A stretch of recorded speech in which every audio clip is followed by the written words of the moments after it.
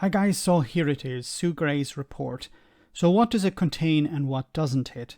Let me cut to the conclusion. It basically says that those in charge should have taken responsibility for what happened and not offloaded onto junior members of staff. It says that both security and cleaning staff were treated poorly when they raised concerns about rules being broken. Now she says that things have improved in number 10 since the beginning of the writing of the report, but Sue Gray was never in a position to call for Boris Johnson to resign, and Johnson in the House of Commons today gave no impression of even considering leaving his position. So while it isn't exactly a whitewash, it can only be really seen as a mild criticism of officials and politicians in charge. Something that's very important to remember is that she didn't concern herself with law breaking, but more with the culture within number 10. And there are some photos. So you can see this one on the 19th of June 2020, a gathering in the Cabinet Room in number 10 Downing Street on the Prime Minister's birthday. And you can see Simon Case here on the left and Boris Johnson on the right. In the centre of the table, you can see some drinks and some sort of snacks as well. So obviously some sort of social event was taking place here. There are some laptops, but they obviously are not being used there at the centre of the table. A different angle here once again. We're not sure what's on the screen.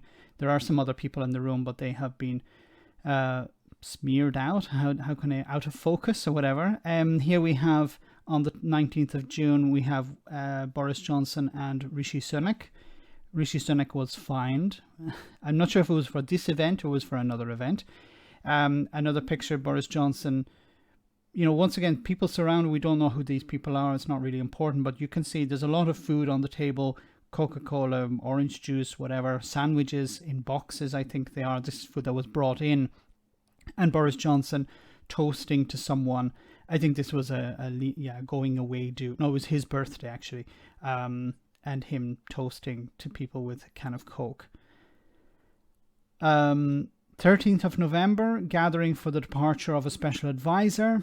I think this was one of the people that was brought in by Dominic Cummings, and you can see some wine on the table, maybe some vodka as well, I'm not really sure. And you can see this was the photo that was released some days ago where Boris Johnson's red box is clear to be seen.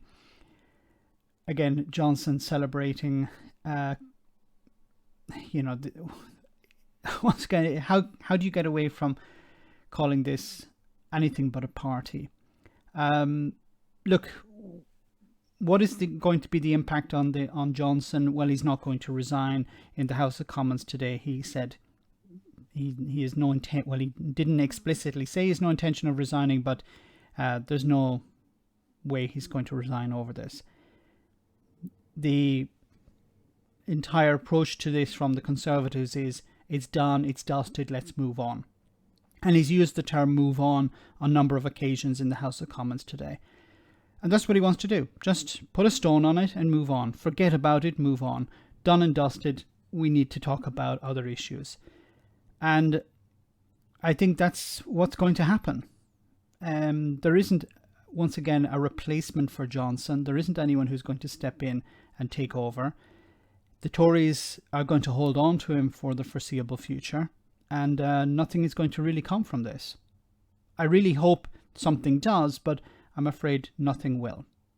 So Sue Gray's report, and I do recommend reading it, is really just a criticism of the culture within number 10, not about whether laws were broken. That's for the police to decide.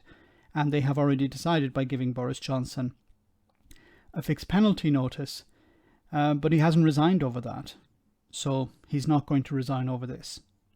Let me know in the comment section, guys, what you think about all of this. As always, your comments are greatly appreciated. Thanks a lot.